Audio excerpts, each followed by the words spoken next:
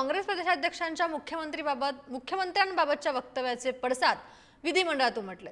मुख्यमंत्र्यांबाबत केलेल्या वक्तव्याचा निषेध प्रवीण दरेकर यांनी केलाय।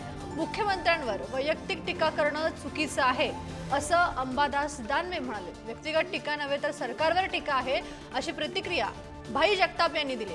मुख्यमंत्र्यांच्या औरंगजेबाशी तुलनेचं समर्थन करू शकत नाही असं शशिकांत शिंदे म्हणाले। गंभीर दखल घेत सरकारनं कारवाई या प्रकरणाची गंभीर दखल घेतलेली आहे आणि सरकार कारवाई करेल अशी प्रतिक्रिया बावनकुळे यांनी दिली।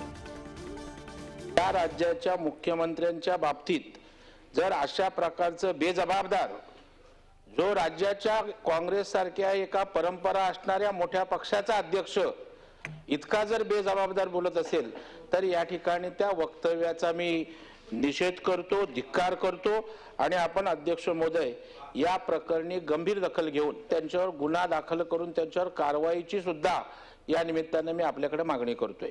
जो औरंगजेबाचा विषय मुख्यमंत्र्यांची तुलना झाला त्याचा मी समर्थन करत नाही, त्याचा निश्चितपणे आपण निषेध केला, तो निषेध रास्त आहे।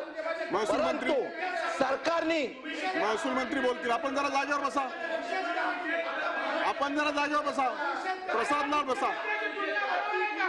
माननीय सभापती महोदय, माननीय सभापती महोदय,